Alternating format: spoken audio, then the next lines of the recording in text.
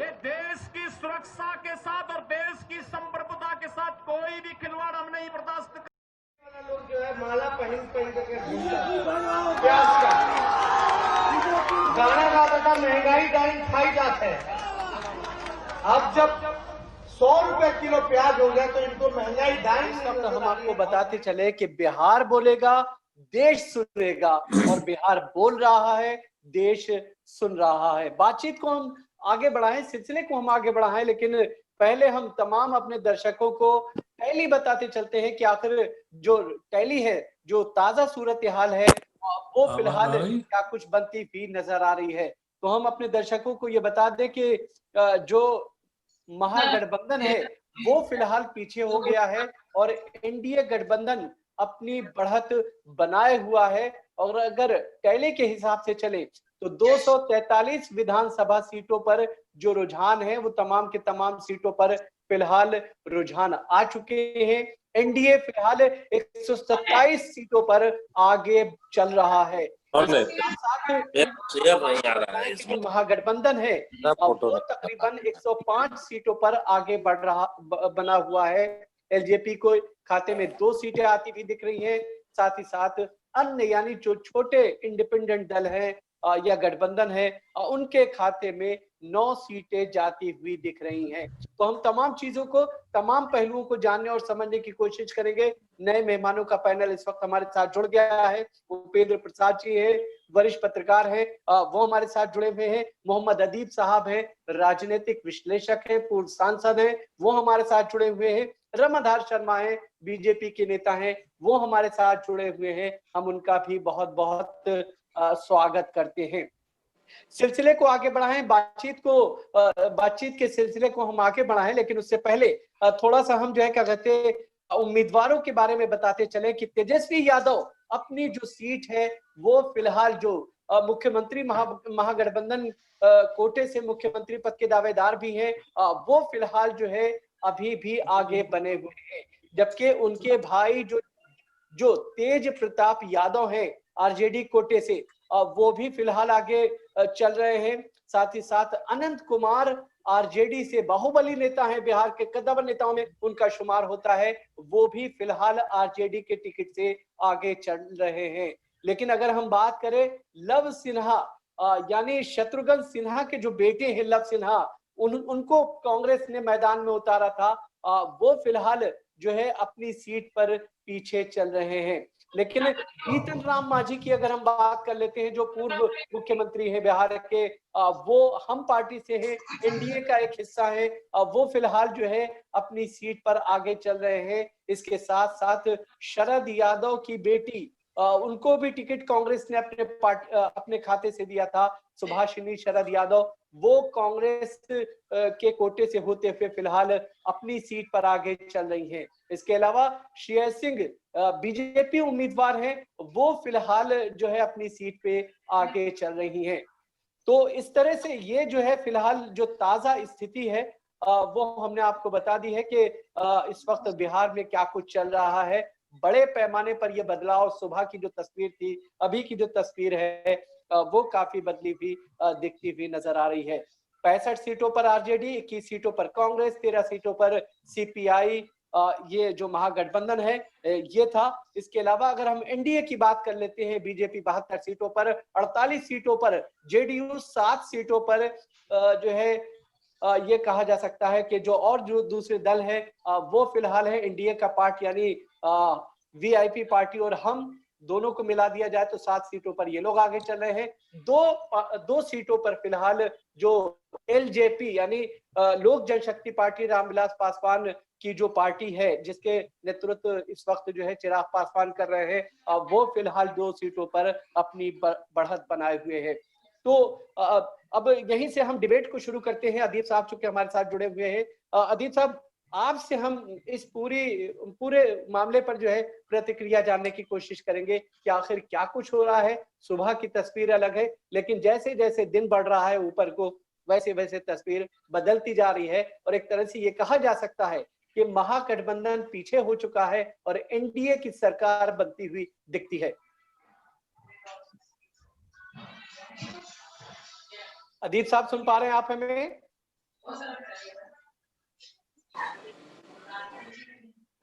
अदीब साहब, आप हमें सुन पा रहे हैं?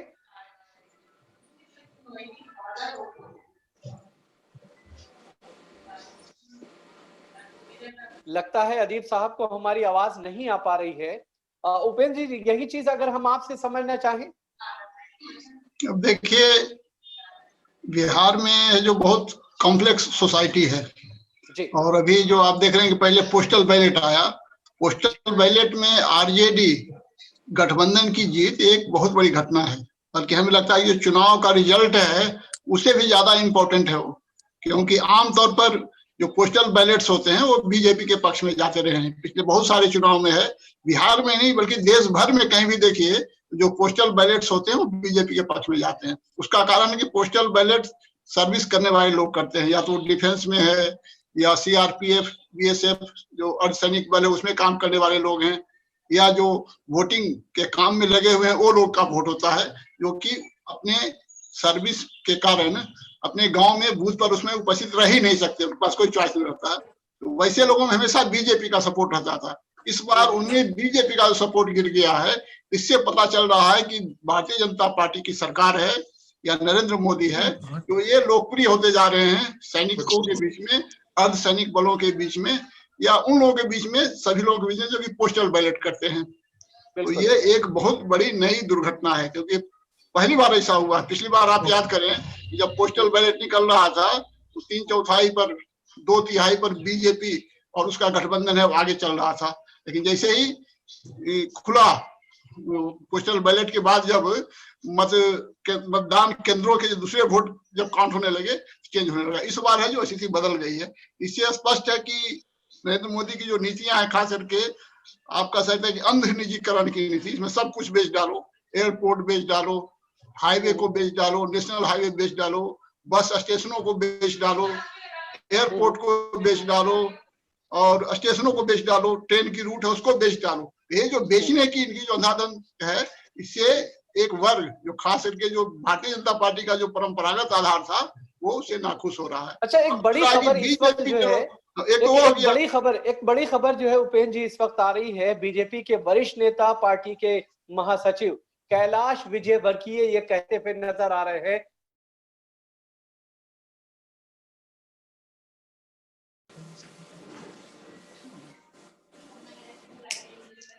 में कहा जाता रहा कि चूंकि नीतीश कुमार के नेतृत्व में हम चुनाव लड़ रहे हैं, उन्हीं को हमने फेस बनाया है, वही आगे मुख्यमंत्री होंगे। इस तरह के जुमले का कैलाश विजयवर्गीय जैसे बड़े नेता के मुंह से सामने आना, वो किस तरह का इशारा करता है? वो बीजेपी के नेता लोग उनको कहवा रहे हैं, क्योंकि बिहार के दो प्रभारी भी नहीं है, वो पश्चिम बंगाल के प्रभारी हैं, खुद मध्य प्रदेश से हैं। वैसा बोल रहा है। इस पे ज्यादा जो है क्या कहते हैं डिबेट करने की जरूरत नहीं लगती आपको? अब इसमें क्या डिबेट है? अभी जो जिस तरह से कहा रहा है कि अगर एनडीए की सरकार बनती है तो नीतीश को ही बनाना पड़ेगा। बीजेपी की सरकार तभी बन सकती थी कि बीजेपी 111 या 112 सीटें पर लड़ी, उसमें अगर 100 सीटें जीत जाती बीजेपी, तब वो 25 सीटों का इंतजाम करती नीतीश कुमार को माइनस करके। वो तो अभी संभव है नहीं, वो 70, 72, 75 सीटों पर जीत रही है। तो उतना जो आंकड़ा है 50 सीटों का आंकड़ा वो कहां से लाएगी? वो जेडीयू के सपोर्ट के बिना बीजेपी की सरकार बन नहीं सकती, और जेडीयू है जो बीजेपी को सरकार को लाइक नहीं करेगा। भले जेडीयू नीतीश कुमार कहेंगे कि हम सपोर्ट करते हैं तेजस्वी यादव को, लेकिन हम बीजेपी को सपोर्ट नहीं करेंगे। इसलिए नीतीश कुमार को मुख्यमंत्री बनाना उसकी मजबूरी है, उसकी लाचारी है। तो किसी नेता ने कहा होगा विजयवर्गीय को कैसा स्टेटमेंट दे दीजिए, तो उन्होंने ऐसा स्टेटमेंट दिया होगा। अदरवाइज हमें नहीं लगता कि इसमें किसी तरह का कोई कंफ्यूजन है। हालांकि ये सच है कि जब चुनाव हो रहा है तो भारतीय जनता पार्टी के बहुत सारे जो नेता हैं ब्लॉक लेवल के, डिस्ट्रिक्ट लेवल के, उनको लग रहा था कि अगली बार बीजेपी की ही सरकार बनेगी, भले हम लोग मिलजुल करके लड़ रहे हैं। बल्कि रिजल्ट निकालने के पहले तक कुछ लोग बोल रहे थे कि जेडीयू की सीटें तो बहुत घट जाएगी, 35-40 सीटें आएगी और हमारी 100 सीटें आएगी, 90 सुपर सीटें आएगी। तो ऐसा हुआ नहीं। तो भारतीय जनता पार्टी के पास कोई दूसरा विकल्प है नहीं, और चूंकि बार बार कह भी चुके हैं, लेकिन कहने का कोई मतलब होता नहीं है भारतीय जनता पार्टी का, तो बहुत बार कह करके मुड़ जाती है। लेकिन इस बार है कंपल्सन है, उनको नीतीश कुमार को बनाना पड़ेगा। ठीक है, हमारे साथ अदीब साहब जुड़े हुए हैं। अदीब साहब, आप किस तरह से देख रहे हैं इस पूरे उसको? देखिए, अभी बहुत ही अर्ली है कोई डिसीजन लेना। क्योंकि 4 करोड़ से ज्यादा लोगों ने मतदान किया है और अभी जो 1 बजे की ब्रीफिंग है उसमें कुल 80 लाख लोगों ने वोट किया है, यानी 1/3 से भी कम। तो ये कहना कि जेडीयू और बीजेपी कांग्रेस सरकार बनाएगी या नहीं बनाएगी, इट इज टू अर्ली, ये बिल्कुल मुमकिन नहीं है। क्योंकि जो जिस तरीके से सर्वे की रिपोर्ट थी और लोगों ने जमीन पे देखा था, वहां ये मुमकिन नहीं है कि इनको कोई सरकार बनाने का मौका मिलेगा बीजेपी या जेडीयू को, मेरे समझ से। क्योंकि अभी तो ये प्रोसेस आज मैं समझता हूं कि इन्होंने कहा यह कि 45% इनकी ज्यादा अब की काउंटिंग मशीन रखी गई है, तो ये तो प्रोसेस कोई 5-6 बजे तक चलेगा। मैं नहीं समझता हूं कि या मेरी अक्ल काम नहीं करती है कि इतनी इनकम्बेंसी के बाद और एनडीए ने इतना डिफेंसिव खेला है कि वो सरकार बना सकेंगे।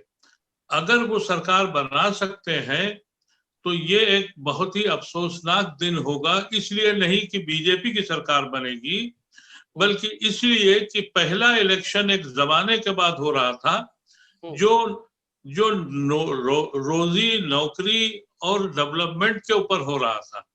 अगर ये इलेक्शन भी बीजेपी जीत जाती है तो फिर इस मुल्क में कोई इलेक्शन अब नहीं होगा, फिर सिवाय वही श्री राम, वही पोलराइजेशन, वही वंदे मातरम और वही चीजें हो जाएंगी, तो ये मुल्क कहाँ खड़ा होगा।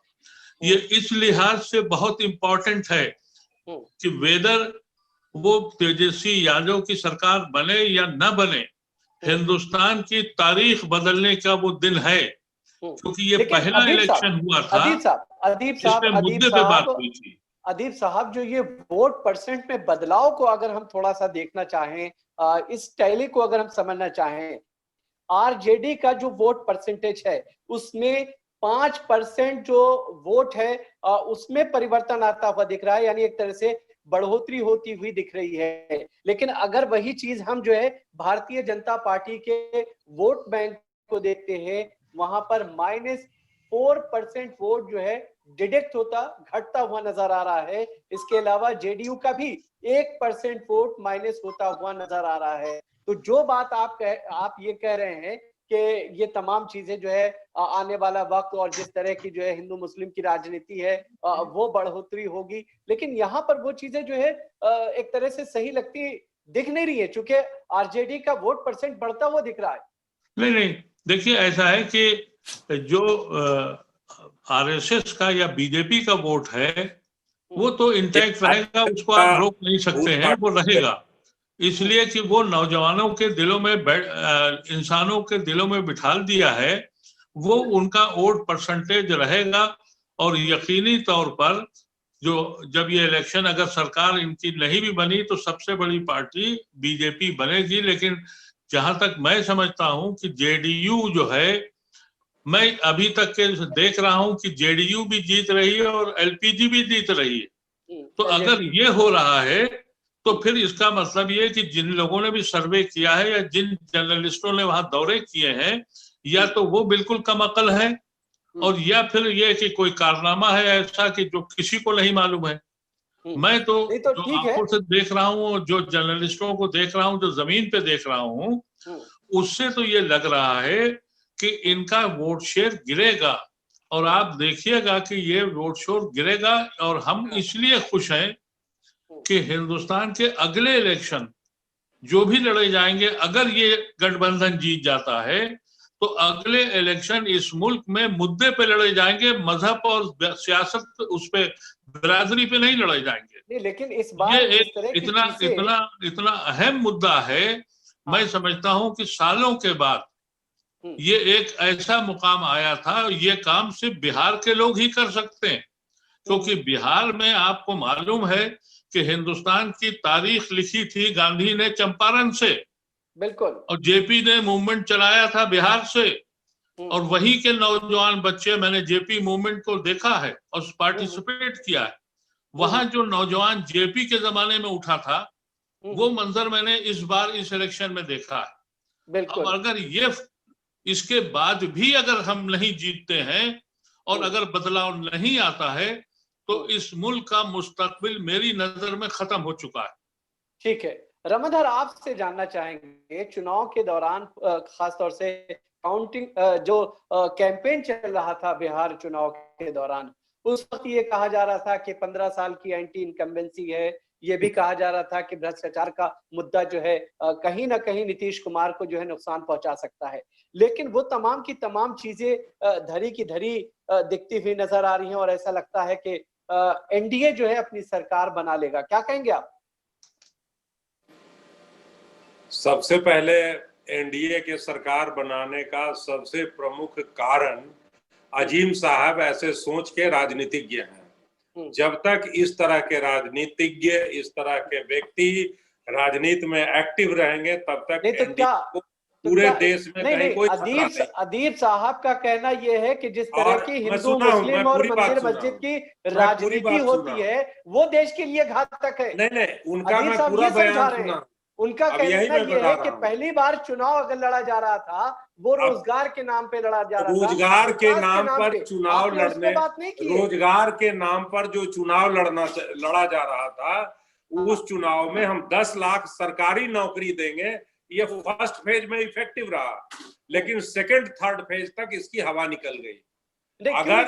अगर महागठबंधन के नेता ये बयानबाजी करते कि मैं बिहार की सभी बंद चीनी मिलों को मैं चालू करा के रोजगार दूंगा, मैं बिहार के 68 औद्योगिक क्षेत्रों को एक्टिव करके रोजगार दूंगा, तब भरोसे की बात थी। 10 लाख नौकरी देके, सरकारी नौकरी देके हम रोजगार देंगे, ये उनका जो था वो सगुफा जो था वो फुस बम साबित हुआ और इसी ने उनकी ये बुरी हालत शर्मा जी एक चीज सुनिए, बिहार की जनता के रामाधार जी एक बात जरा सा सुनिए कि 34 ऐसी सीटें इस वक्त है, 34 ऐसी सीटें हैं जिसमें 500 से 800 के बीच में 34 नहीं 36 ऐसी सीटें हैं, 36 ऐसी सीटें हैं जिनमें जीत का अंतर जो है वो 2000 से कम है। तो इसमें 20 सीटें आश्वस्त कैसे हो सकते हैं? सवाल यही है ना। सुना जाए ना, 36 में से अभी का आप डाटा देखें इलेक्शन कमीशन का अभी का, तो उसमें 20 सीटें महागठबंधन की हैं जी और 16 जदयू और दूसरे दलों की हैं, तो इंडिपेंडेंट का भी उसमें। तो ये जो मार्जिन आप कह रहे हैं कि अभी 1/3 काउंटिंग हुआ है, तो ऐसा कुछ नहीं होता है। काउंटिंग जो है वो जो एक ट्रेंड पकड़ता है उसी ट्रेंड पे उस पे मात्र 5% के करीब रिजल्ट में यानी अगर इलेक्शन कमीशन ये कह रहा है कि तमाम चीजें जो चल रही हैं, काउंटिंग चल रही है, उसमें देरी हो सकती है क्योंकि कोरोना जो उसकी गाइडलाइंस है उसका भी ख्याल किया जा रहा है। इसका दूसरा कारण तय कर दिया इसका पहले एक ईवीएम मशीन में 1200 के लगभग वोट होता था, इस बार एक ईवीएम मशीन में 600 से 700 के बीच मत है, तो ईवीएम मशीनों की संख्या बढ़ गई है, इसलिए उनके काउंटिंग में समय लगने की संभावना है। एक और दूसरा बात, ऐसा कुछ नहीं होता है कि स्पेसिफिक ये एनडीए के वोटर लोग हैं तो इनके क्षेत्र का पहले काउंटिंग हो गया और यूपीए के हैं तो इनका बाद में काउंटिंग हुआ। काउंटिंग ओवरऑल जो होता है, एक गांव में 4 बूथ होता है, 4 बूथ में कोई एक वोट में किसी एक दल को एक ईवीएम मशीन में वोट नहीं पड़ता है, सबका मिला जुला वोट। सवाल ये है कि अदीब साहब ने जिस पॉइंट को उठाया आप उससे बच रहे हैं। ठीक है, इस वक्त एनडीए एक एज में है और बढ़त बनाए हुआ है, ये बात अपनी जगह पे दुरुस्त है कि वो जो है शाम तक क्या कुछ तस्वीर बनती है वो देखने वाली बात होगी। लेकिन अदीब साहब ने जिस पॉइंट को उठाया कि चूंकि देखिए वो एक राजनीतिक विशेषज्ञ हैं और राजनीति के हिसाब से वो विश्लेषण करते हैं। अब मैं एक बात कहना चाहता हूं, इस बार का चुनाव फर्स्ट फेज के चुनाव के कैंपेनिंग को आप देखें, कोई व्यक्ति चाहे प्रधानमंत्री का कार्यक्रम हो, राष्ट्रीय भाजपा के राष्ट्रीय अध्यक्ष का कार्यक्रम हो, नीतीश कुमार जी का कार्यक्रम हो या और तेजस्वी यादव का हो, जिनका भी कार्यक्रम हो, किन्हीं व्यक्तियों ने कोई धार्मिक मुद्दे पर कहीं पर कोई कमेंट नहीं किया। लेकिन जैसे ही बात कर रहे हैं, पहली महागठबंधन के नेता, मैं बता रहा हूं ना, पहली रैली आप ये देखिए, वहीं पे मैं आपको ला रहा हूँ। पहली रैली आप देखिए उत्तर प्रदेश के मुख्यमंत्री योगी आदित्यनाथ बिहार में जो पहली रैली करते हैं, कश्मीर की बात करते हैं, राम मंदिर की बात कर रहे हैं, कैसी बात कर रहे हैं आप? अब राम मंदिर स्वाभाविक है, इनके मैनिफेस्टो में था राम मंदिर, भाजपा के मैनिफेस्टो में लंबे क्यों कर रहे हैं आप? कहिए ना लोग कहते थे कि मंदिर वहीं बनाएंगे, तारीख नहीं बताएंगे, तो भैया दो मंदिर यहाँ पर वो नहीं,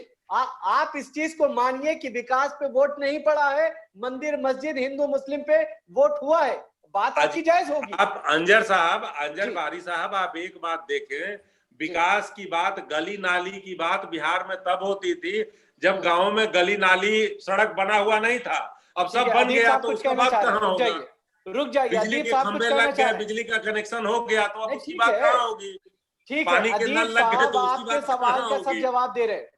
रुक जाइए, अदीब साहब सवाल का जवाब दे रहे। अदीब साहब जी, शर्मा जी, मैं आपकी इस बात से बिल्कुल सहमत हूं कि वहां कोई ऐसी बात नहीं हुई, क्योंकि योगी आदित्यनाथ ने भी मोहब्बत के फूल फैलाए थे वहां पर जाके।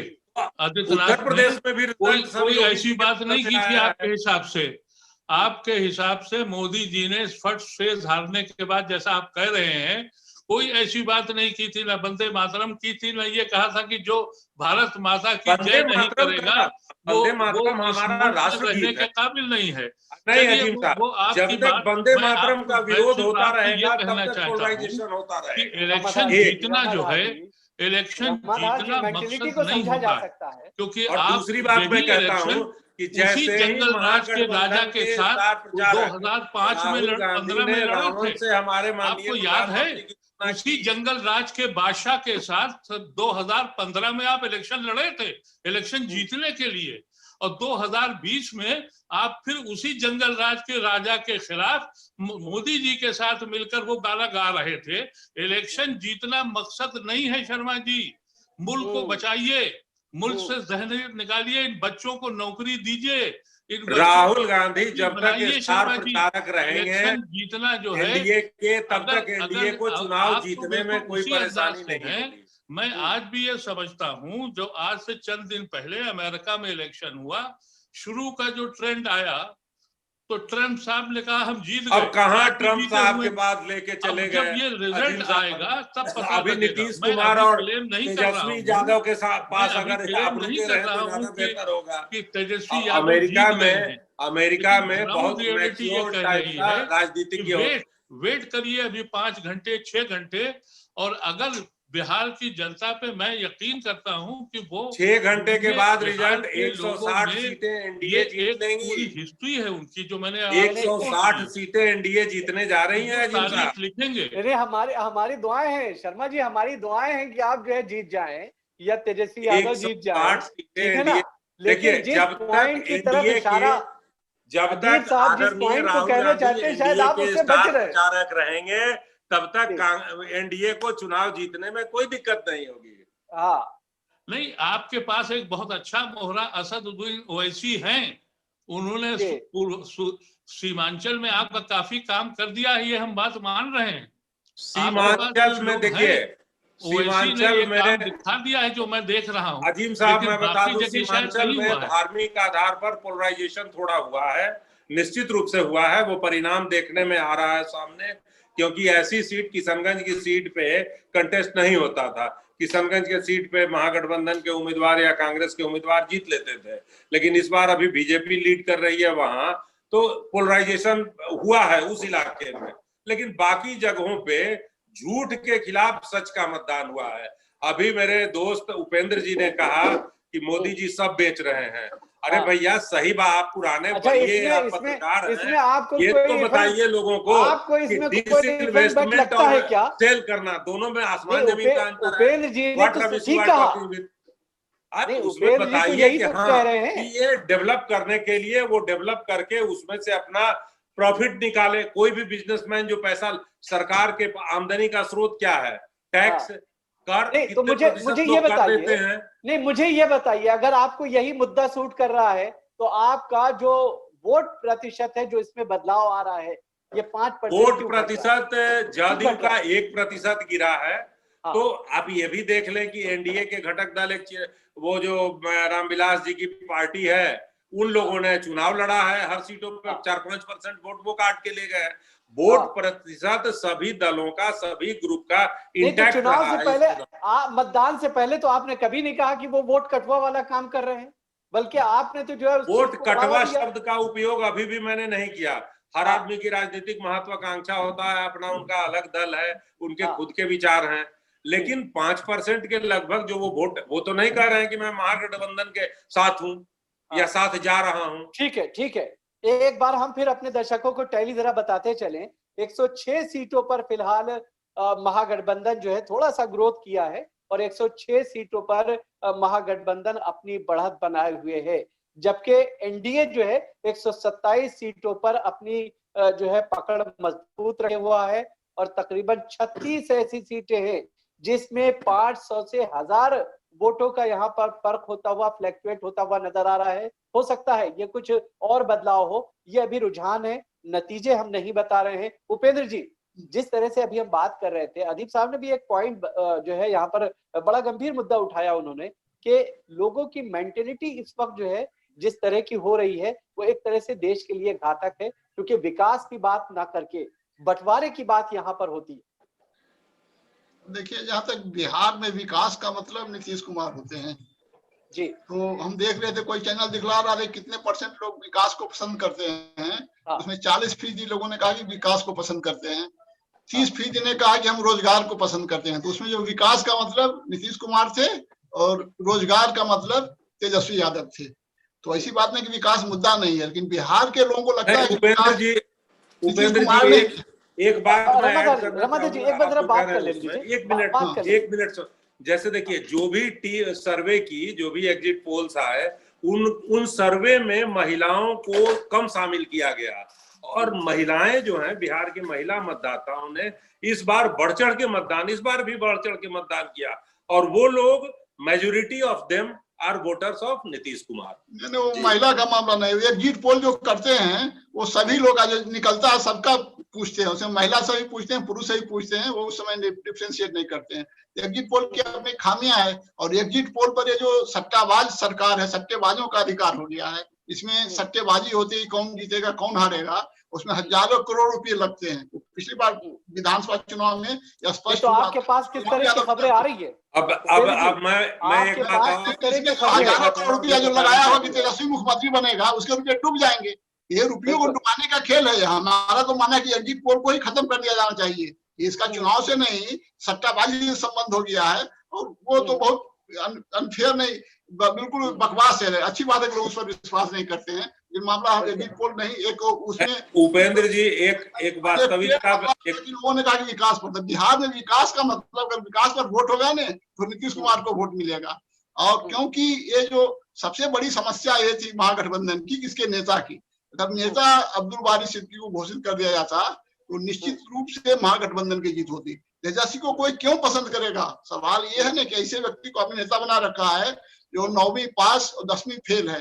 कोई भी आदमी इसमें थोड़ी भी ये होगी, समझ होगी, थोड़ा डेमोक्रेटिक वैल्यू भी होगा। डेमोक्रेटिक वैल्यू का मतलब ये नहीं कि लोकतांत्रिक मूल्य से किसी अनपढ़ को आप बैठा दीजिए। उतना बड़ा समस्याग्रस्त राज्य है, उतनी समस्याएं हैं, कैसे कोई एक 9वां पास आदमी तो बिहार के पहले रोजगार दे देगा? ये कोई विश्वास कर सकता है कि अभी 6.5 लाख कर्मचारी हैं बिहार सरकार में, 6.5 लाख 7 लाख कर्मचारी, उनको तनख्वाह नहीं मिल पा रही है। 10 लाख को आप दे दीजिएगा तो कहाँ से पैसे पास आएंगे? तो उसके लिए जो विजन चाहिए, विजन वाला नेता होता है। हम कहते हैं कि अब्दुल बारी सिद्दीकी उसके भी वरिष्ठ नेताओं में से एक हैं, उनको आप घोषित कर देते, देखते कम से कम 160 सीटें अकेले आरजेडी को आ जाता, किसी से उसको साथ लेने की जरूरत नहीं है। लेकिन यहाँ तेजस्वी यादव का महागठबंधन के सबसे खराब बात थी। बाकी है कि उसको फायदा हुआ है महागठबंधन को। अगर फायदा नहीं होता ये प्रवासी मजदूरों के कारण, या जो हमने बोला कि जो देश को बेचने का देश विक्रेता बन गए हैं अपने नरेंद्र मोदी जी, वो देश विक्रेता जो उनकी छवि बनी है उसका फायदा हुआ है, तभी तो इतनी सीटें आई है। अगर नहीं फायदा होता तो 22 सीटें उसकी घट जाती, तो 66 पर पहुंचा हुआ आरजेडी। तो वो 3 गुना जो बढ़ा है वो नरेंद्र मोदी सरकार की जो खराब छवि बनी है पूरे देश भर में, देशव्यापी, जो कि पोस्टल बैलेट के रूप में आया सामने। और नीतीश कुमार की भी जो इमेज बनी इसके समय में, जो लॉकडाउन हुआ, उन्होंने कहा कि रोको मजदूरों को, बिहार मत आने दो। नरेंद्र मोदी ने राज्य सरकारों को कहा कि बॉर्डर मत क्रॉस करने दो। तो वो जो ट्रेजिडी हुई है लॉकडाउन के तहत, और उस ट्रेजिडी के लिए मुख्य रूप से पोस्टल बैलेट जिनके पक्ष में जाता है, फाइनल रिजल्ट उनके खिलाफ नीतीश कुमार की जिम्मेदारी है। ये दोनों का असर पड़ा है और इसी असर के कारण वोट परसेंटेज ऊपर नीचे हुआ। महागठबंधन के वोट भी बढ़े हैं, महागठबंधन की सीटें भी बढ़ी है, लेकिन महागठबंधन के सामने सबसे बड़ी समस्या नेतृत्व की थी। अगर किसी कांग्रेस पार्टी का कोई मीरा कुमार है, उनको आप प्रोजेक्ट कर देते मुख्यमंत्री के रूप में, हम बोलते हैं रामाधार शर्मा जी हैं, इनको भी अगर प्रोजेक्ट कर दिया जाता मुख्यमंत्री के रूप में, तब भी महागठबंधन की मेजोरिटी आ जाती। तो महागठबंधन की अगर मेजोरिटी नहीं आ रही है, उसके का सिंगल बड़ा फैक्टर है वो तेजस्वी यादव को नेतृत्व के रूप में खड़ा करना। ये मेरा मानना है। अदीप साहब, ठीक है, अदीप साहब, क्या महागठबंधन के जो नेता हैं वो अपनी रणनीति बना पाने में एक तरह से नाकाम दिख रहे हैं, जिस तरफ इंडिकेट कर रहे हैं उपेंद्र जी? देखिए, उपेंद्र जी ने बात बिल्कुल ठीक कही है। मैं ये कहना चाहता हूं कि इस इलेक्शन में रिजल्ट जो भी आए, लेकिन तेजस्वी यादव एक बड़ा लीडर बन के उभरा है।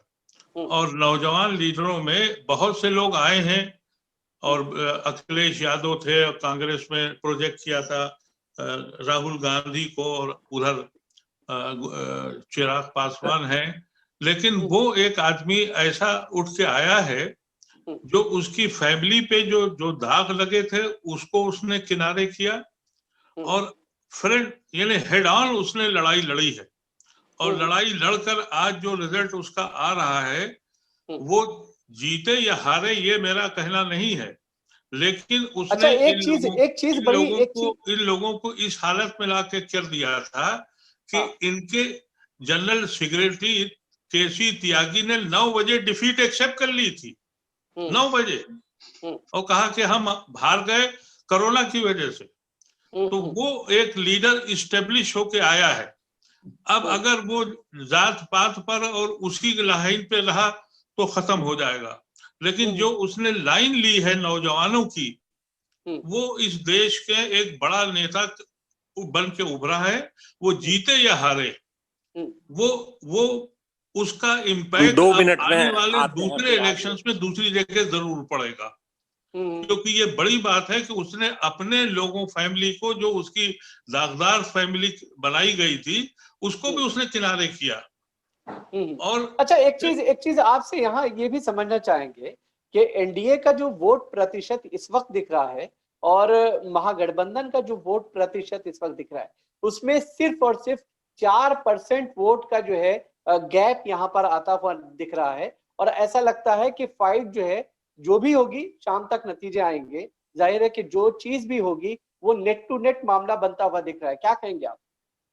नहीं, देखिए, वो वोट परसेंटेज की बात तो मैं अभी नहीं उसको देख पा रहा हूं, लेकिन मैंने एक चीज ये देखी कि उसने ये अंदाजा किया कि भाई कम्युनिस्ट एक कम्युनिटेड वोटर है, उसने कम्युनिस्टों के साथ एक अलायंस किया, तो कम्युनिस्ट को बूस्ट मिल गया है। कम्युनिस्ट सबसे अच्छा करने जा रहे हैं।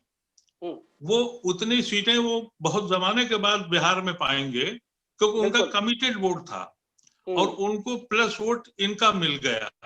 और उन्होंने मांझी और जो दूसरे लोग थे, जो इधर से नहीं टिकट मिला तो उधर चले गए, उधर से नहीं मिला तो उधर चले गए, उनको उसने झटक दिया। तो वो क्लियर इंडिकेशन उसने दिया है। अब वो जो लोग जो इस लाइन में आए हैं, इस इलेक्शन के आफ्टर इफेक्ट्स बहुत जबरदस्त होने वाले हैं। और जैसा मैंने कहा आपसे, अगर ये फार्मूला फेल हो गया नौजवान बच्चों का, तो फिर हम ये समझते हैं कि इस तरह के लीडर जो अभी तक रहे थे कि इलेक्शन के बाद, अब अगर ये मार्जिनल सरकार बनती है या मार्जिनल ये की लीड आती है, तो बीजेपी अपना दूसरा काम शुरू करेगी, जो उसने कर्नाटका में किया, जो गोवा में किया, जो मध्य प्रदेश में किया, जिसकी राजस्थान में तैयारी की, मतलब रिजॉर्ट की राजनीति, वो भी होगा। तो हो सकता है सरकार बना लें किसी सूरत से खरीद खराब के, लेकिन जो हिंदुस्तान की रूह है वो धीरे धीरे मर रही है। ठीक है, हमारे उस साथी शर्मा जी चले गए, वो जंगल राज पे इलेक्शन लड़ा जी, और 2015 में उसी जंगल राज के बादशाह के साथ सरकार बना ली। बिल्कुल। तो ये क्या है, ये मुल्क में हो क्या रहा है? ये सिर्फ इलेक्शन जीतना, इंसानी कदरों को गिरा देना। नहीं, ठीक है, एक बार फिर से हम जो है एक टैली जो है लोगों को, अपने दर्शकों को बता दें कि इस वक्त क्या कुछ स्थिति बनी हुई है। एनडीए गठबंधन जो है वो 127 सीटों पर फिलहाल अपनी बढ़त बनाए हुआ है। 2 सीटों का यहाँ पर प्लस होता हुआ पिछले चुनाव के मुकाबले में अगर हम बातचीत करें तो यहाँ पर जो है 2 सीटों का प्लस होता हुआ नजर आता है। लेकिन अगर हम महागठबंधन की बात कर लें, महागठबंधन फिलहाल जो है 106 सीटों पर आगे बढ़ता हुआ नजर आ रहा है और वो अपनी जो है बढ़त बनाए हुआ है। और इसके साथ साथ एलजेपी के खाते में 1 सीट है, अन्य खाते में बाकी सीटें जाती हुई दिख रही हैं। यानी तमाम फिलहाल जो 243 विधानसभा सीटें हैं, उन तमाम विधानसभा सीटों के रुझान आ गए हैं। जी बारी साहब, सीटें जो घटने की संभावना है वो अन्य और पासवान जी की पार्टी तो अभी 1 सीट पे है, तो हो सकता है ये शून्य पर चले जाएं। इनमें ही परिवर्तन बहुत ज्यादा, क्योंकि जो भी स्थापित दल हैं इनकी सीटों में अब बहुत ज्यादा 1-2 सीट का अंतर हो जाए तो उसके लिए तो नहीं कहा जा सकता, लेकिन अब रिजल्ट कमोबेश यही रहेगा। इसमें हो सकता है अन्य में कुछ इंडिपेंडेंट लोग हैं, ओवैसी जी की पार्टी है, बसपा के लोग 2-3 सीटों पर लीड कर रहे थे, ये उपेंद्र कुशवाहा जी तो, और निर्दल कुछ सीटों पर थे, तरारी वगैरह में निर्दल लोग हैं। तो इस बार महागठबंधन को लाभ है।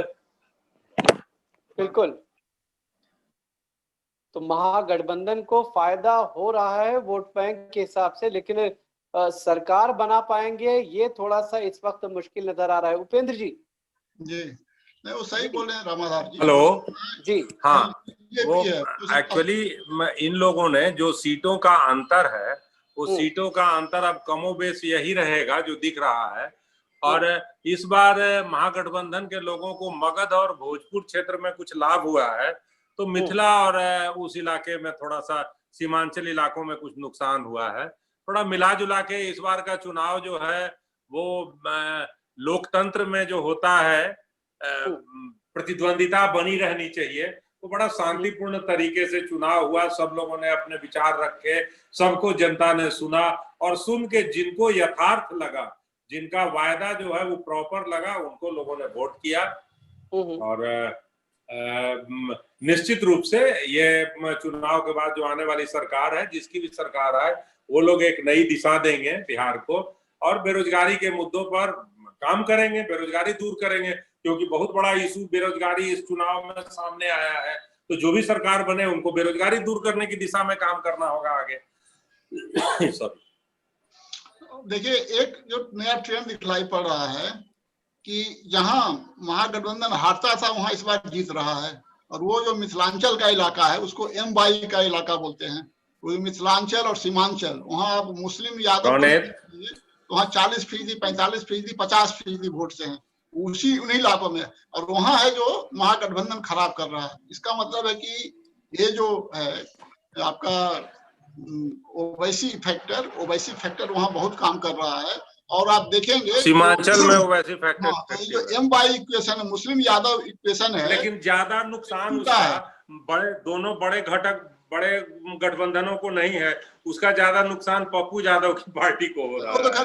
थे ही नहीं, मैं ये दोनों की बात बोल रहा हूँ। पप्पू यादव तो पहले भी नहीं था, वो लोग, पप्पू यादव ने इनका काम खराब किया, जो M22 फैक्टर है उसको कमजोर किया। पप्पू यादव के कारण कमजोर हुआ और ओवैसी के कारण कमजोर हुआ। यादव का भी जहां तक उन्होंने वोट काटा है, क्योंकि जो वर्कर्स तो वही होते हैं ना, ये यादव जो वर्कर्स हैं वो पप्पू यादव के साथ है, वो उसे डिस्टर्ब कर देता है, उसे डिस्टर्ब करता है। तो जो ग्राउंड रियलिटी जो होता है वोटिंग में, यही कारण कि मिथिलांचल और सीमांचल ये असली है। यहाँ करीब 40-45 सीटें ऐसी हैं जहाँ की M22 अगर एक साथ हो जाए दूसरा कोई जीत ही नहीं सकता। मुस्लिम की आबादी बहुत, उसमें यादव की आबादी देखिए 50% ही ज्यादा। वहां जो जीत हो रही है बीजेपी की या JDU की, वहां से ज्यादा सीमांचल में ज्यादा बीजेपी के कैंडिडेट्स होते हैं, तो उसके कैंडिडेट की जीत हो रही है। किशनगंज में तो बोलते हैं 75%, 76% आबादी मुस्लिम की है, वहाँ बीजेपी की वो जीत रही है। 75-76 नहीं, 36% मैक्सिमम किशनगंज में है। 50 से ज्यादा होगा। वो डिवीजन हुआ होगा वोट का। वो ओवैसी आप देखिए ना, ओवैसी का जो कैंडिडेट है उसको भी लगभग ट्रायंगुलर कॉन्टेस्ट पूरा हुआ होगा, पूरा हिंदू लोगों ने इनको दे दिया होगा वोट। और चूंकि वो कॉमनल पोलराइजेशन होता है तो वोटिंग भी बहुत ज्यादा होता है, जहाँ पोलराइजेशन होगा और वोटिंग परसेंटेज भी बढ़ जाता है।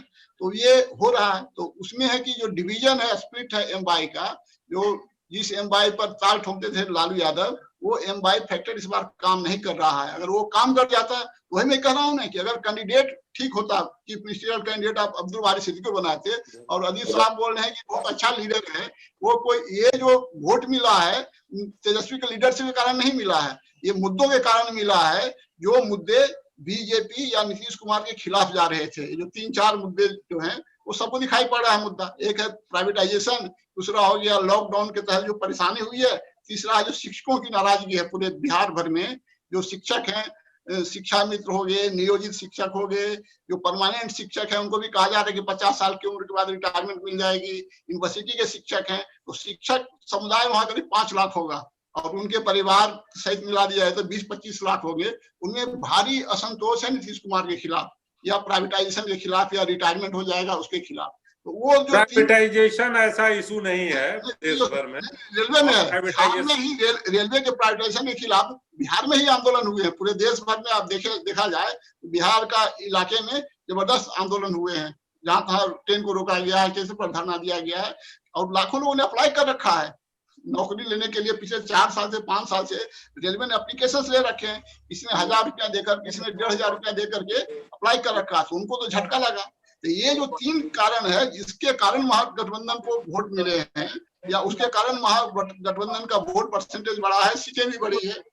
5% महागठबंधन का, तो महागठबंधन का 5% के हिसाब से सीटें भी कम है। वो दोनों तालमेल अभी भी बना हुआ है, और हमें लगता है कि ये जो मौका जीतने का सबसे बड़ा मौका था, अगर इस मौके पर तेजस्वी नहीं जीत पाए, जबकि इतना रिजेंटमेंट है नीतीश कुमार के खिलाफ और मोदी सरकार के खिलाफ, दोनों के खिलाफ रिजेंटमेंट के माहौल में नहीं जीत पाए, फिर आगे क्या जीतेंगे। तो हमें तो नहीं लगता है कि अब तेजस्वी यादव का कोई भविष्य है ये, क्योंकि जीत उनके कारण हुई ही नहीं है।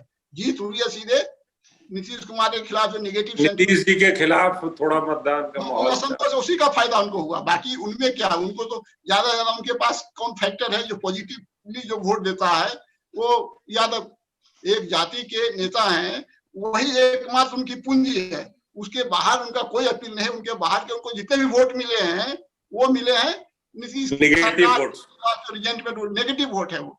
तो ये अच्छी बात है होगी बिहार के लिए कि 9th पास और 10th फेल कोई लीडर है मुख्यमंत्री नहीं बने, तो बिहार का भविष्य पूरा अंधकार में हो जाता। सिर्फ हम ठीक है एक नेशनल पॉलिटिक्स के बारे में सोचते हैं, लेकिन बिहार के बारे में तो सोचिए भाई, क्या बिहार का की जो स्थिति खराब थी, खास करके राबड़ी जब मुख्यमंत्री थी, साधु और सुभाष यादव जब सक्रिय थे, उस समय है कि क्राइम आपके साथ हो रहा है, आप थाने में जाइए, मालूम है जिसने आपके साथ क्राइम किया वो पहले ही थाना पहुंचा हुआ है, आप रिपोर्ट क्या लिखाइएगा, वही दरोगा के पास बैठा हुआ जाकर के। बहुत भयंकर थी बिहार में, जो बिहार में रहा है, होगा है एक चीज स्थिति दोबारा नहीं आ रही है। अच्छी बात है, मैं ये नहीं कहता रिजल्ट आ गया है, लेकिन अगर रिजल्ट वास्तव में वो आ जाए, महागठबंधन की सरकार बन जाए, तो मैं एक निष्पक्ष विश्लेषक के रूप में, ना तो मैं मोदी का सपोर्टर हूँ, मोदी का के विरोध तो मैं बोलता ही रहता हूँ, लेकिन बिहार को देखते हुए मैं कह सकता हूँ कि बिहार पर बड़ा एक संकट है, वो टल गया। अच्छा, एक चीज आपसे ये भी समझना चाहेंगे, अजीत साहब आपसे जो है इस चीज को पहले समझेंगे। अगर हम पिछले विधानसभा यानी 2015 का जो इलेक्शन हुआ था, उस वक्त हालांकि जेडीयू आरजेडी एक साथ मिलकर के लड़े थे, ठीक है ना, अगर उस वक्त की सिचुएशन को हम देखते हैं, जिस तरह से दोनों पार्टियों को वोट मिले थे, वो चीजों को अगर हम देखें, लेकिन इस बार जो है सिचुएशन थोड़ी अलग है, जेडीयू बीजेपी के साथ चला गया और आरजेडी जो है अलग अपना महागठबंधन कांग्रेस के साथ मिलकर के, वाम दलों के साथ मिलकर के लड़ रहा है। लेकिन पिछले उसमें जो है देखा जाए 80 सीटों पर फिलहाल जो है आरजेडी ने कामयाबी हासिल की थी, लेकिन वही 80 सीटें घट करके इस बार तकरीबन 63 पे आकर के सिमट जाती है।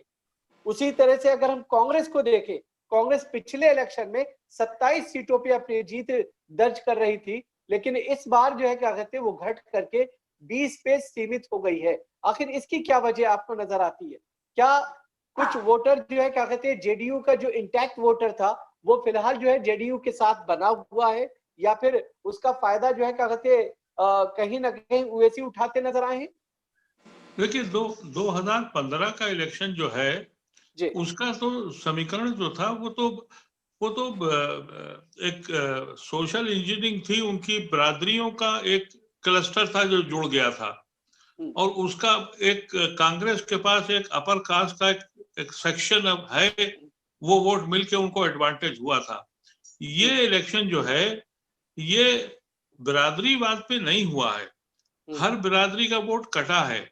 यहाँ तक कि ये कहा जा रहा था कि यादव वोट बिल्कुल टोटल इंटैक्ट है। जो रिजल्ट्स आ रहे हैं ये इससे दिख रहा है कि नहीं, यादव वोट भी कम हुआ है, वो भी बटा है। दूसरे जो अपर कास्ट है वो भी बटा है। तो ये इलेक्शन कास्ट फैक्टर पे नहीं हुआ है। इसमें ये जरूर मुझे दिखता है कि जो कम्युनल एलिमेंट जो हमारे 30-35% हमारे नौजवानों या इंसानों के अंदर पहुंच गया है, जो नफरत की जो पॉलिसी बढ़ गई है वो इंटैक्ट है, लेकिन बिरादरीवाद खत्म हो गया है। ये एक बड़ा पॉजिटिव साइन हुआ है, और ये यानी इसका बड़ा एडवांटेज ये कह रहे थे एनडीए को जो बड़ा में सबसे बड़ा एडवांटेज मिल रहा है वो ओवैसी का मिल रहा है।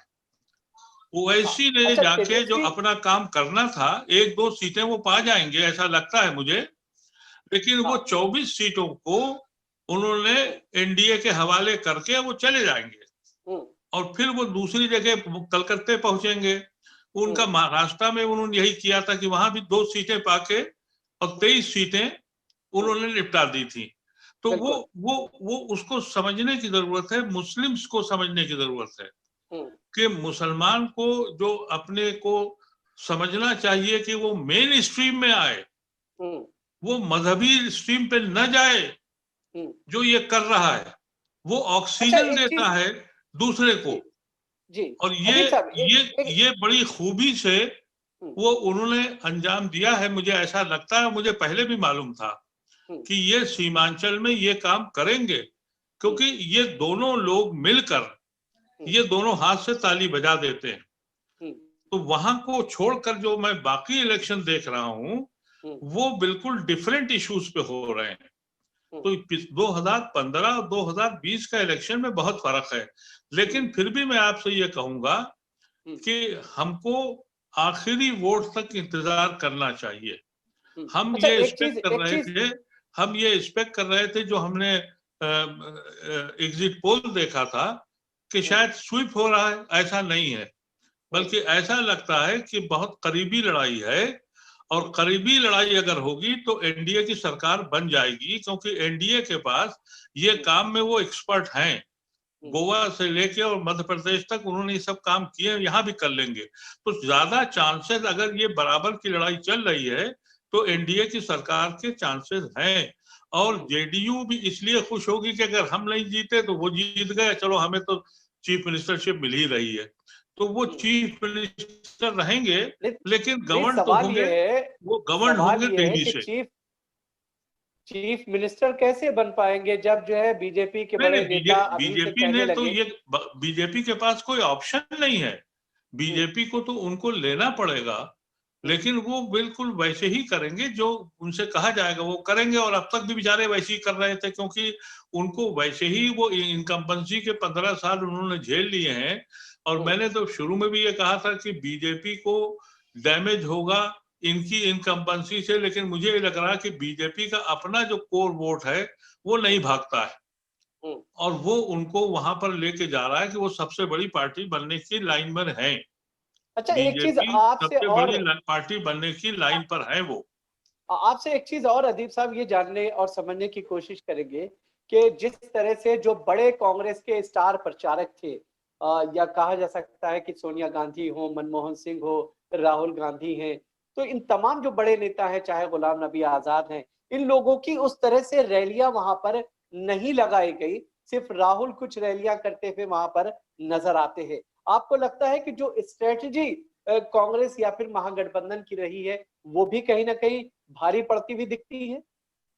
नहीं, मैं समझता हूँ कि जो 70 सीटें इनको दी थी कांग्रेस को, उसमें वो ज्यादातर हार रहे हैं और उसका एडवांटेज ज्यादातर बीजेपी को मिल रहा है। लेकिन उन्होंने भी जो सीटें दी थी तेजस्वी यादव ने कांग्रेस को, डिफिकल्ट सीटें दी गई थी, 70 सीटें दी थी उनको। सब डिफिकल्ट सीटें थी, हारने वाली सीटें। डिफिकल्ट क्या थी? वो सीटें वो थी जो अपर कास्ट डोमिनेटेड सीटें थी और वहां पर नहीं बीजेपी का मुकाबला उनको करना उनको बहुत मुश्किल लग रहा है, क्योंकि मैं समझता हूं कि कांग्रेस का अपना वोट बैंक 2-3-4% से ज्यादा है नहीं, वो श्रिंक हो चुका है। और वो अगर ये अपनी 27 सीटें मेंटेन कर ले जाए तो ये इनकी कामयाबी होगी, इससे कम हो तो कोई ताज्जुब नहीं। और वो एडवांटेज एनडीए को हुआ है। अजीम साहब, जैसे फॉरवर्ड डोमिनेटेड एक कंस्टिट्यूएंसी है पटना जिले का विक्रम, जो भाजपा के कोर सपोर्टर जाति के लोगों का वहां पर 65,000 के लगभग मत है और वहां से कांग्रेस जीत रही है। इसलिए ये बिल्कुल, हाँ, वो वहां से सिद्धार्थ गौतम है कांग्रेस के उम्मीदवार, वो सिटिंग एमएलए भी हैं। वहां 65,000 भूमिहारों का वोट है और वो जीत रहे हैं जी। बीजेपी का कैंडिडेट वहां तीसरे नंबर पर है। इसी तरह वो नहीं, जो सीटें कांग्रेस को 70 दी गई हैं वो डिफिकल्ट सीटें थी, शहरी सीटें थी और शहरी सीटों में इनका भाजपा के लोगों का काडर बहुत इफेक्टिव है। वो लोग काम करते रहते हैं, लोगों के संपर्क में रहते हैं, इजिली अवेलेबल होते हैं। कांग्रेस के साथ एक सबसे बड़ी दिक्कत यह है कि अभी भी वो लोग 60-65 साल के हैंगओवर से नहीं उबर पाए हैं और टिकट बंटवारे में इतना सारा हंगामा हुआ वहां। 70 सीटों में लोग आरोपित करने लगे कि टिकट उसमें 40 सीटें बेच दी गई हैं, ये तो इन सब तरह की बातों से कांग्रेस कार्यकर्ताओं में जो एक उत्साह होना चाहिए था, एक एका होना चाहिए था, वो नहीं हो पाया। एक जो कैंडिडेट लड़ रहा है उसका गुट मेहनत कर रहा है, बाकी लोग विरोध करके इधर भाजपा का सपोर्ट कर रहे हैं या जदयू के कैंडिडेट का सपोर्ट कर रहे हैं। इस तरह भीतरघात कांग्रेस के कैंडिडेटों के साथ बहुत, जैसे देखिए एक मुन्ना है वहां बक्सर से सिटिंग एमएलए थे कांग्रेस के, मैं व्यक्तिगत रूप से जानता हूं 24 घंटे उपलब्ध रहने वाले विधायक अगर 5 गिने जाए उसमें एक वो मुन्ना तिवारी थे और वो पिछड़ गए बिल्कुल। बहुत लंबा गैप है, अब वो गैप मीट होना मुश्किल है। ठीक है लेकिन अगर हम जो है दो नए चेहरे और युवा चेहरे की बात कर ले, सुभाषिनी शरद यादव या फिर लव सिन्हा की बात करें उपेंद्र जी, ये दोनों फिलहाल अपनी अपनी सीटों पर काफी पिछड़ते हुए नजर आ रहे हैं। आप इसे कैसे? एक चीज हम बताना चाहेंगे, और जैसे शत्रुघ्न सिन्हा फैंस क्लब जो चलता था, शत्रुघ्न सिन्हा फैंस क्लब चलाते थे पटना में नवीन किशोर सिन्हा, और वहां से जो अभी तीसरी बार विधायक बनने के क्रम में है नितिन नवीन, वो उन्हीं का बेटा है। उसके पहले 3 बार वहां से नवीन कुमार सिन्हा रहे हैं विधायक। और ग्रास रूट लेवल पे, ग्राउंड लेवल पर इतना अच्छा उनका कॉन्टैक्ट है कि इफेक्ट नहीं होना था। वहां 25-30 हजार वोट जो है वो महागठबंधन के उम्मीदवार को पिछली बार भी आया था। किसी कैंडिडेट को खड़ा किया जाएगा तो जितना लव सिन्हा को वोट आएगा उतना वोट उनको भी आता था। सबसे आश्चर्यजनक तथ्य ये है कि पुष्पम प्रिया बिहार में लड़ रही थी ये मुख्यमंत्री पद के दावेदार के रूप में, और अपने ये 2 क्षेत्रों से चुनाव लड़ रही थी और दोनों जगह 1000 से कम मत पाई है। तो नया कोई करने के मूड में इस बार बिहार नहीं था। अगर नीतीश कुमार के सामने, ये उपेंद्र जी ने बिल्कुल सही बात कही, अगर इनके सामने कोई दमदार चेहरा होता, कोई मजबूत चेहरा होता, कोई ज्यादा प्रतिष्ठित चेहरा होता, कोई ईमानदार छवि का चेहरा होता, तो वो इस बार चुनाव में ज्यादा परेशानी। ठीक है, एक आखिरी सवाल उपेंद्र जी आपसे ही समझना चाहेंगे। बात यहाँ पर पुष्पम प्रिया की भी हो रही है।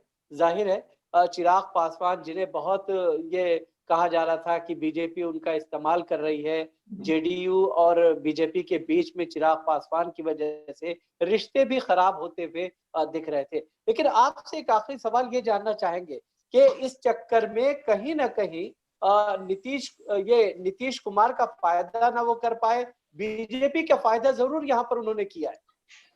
एंटी इनकम्बेंसी एक शब्द जो है वो निश्चित रूप से उपेंद्र जी वो इनको इफेक्ट किया। आपने प्रश्न मुझसे किया था क्या? नहीं, उपेंद्र प्रसाद जी सुन पा रहे हैं आप? जी उपेंद्र जी से। हाँ, हमसे कुछ पूछा आपने?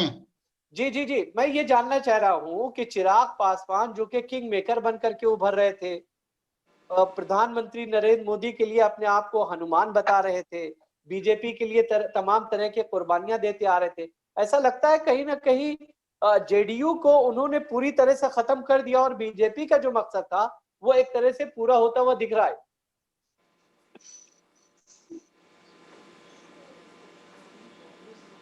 उपेंद्र जी,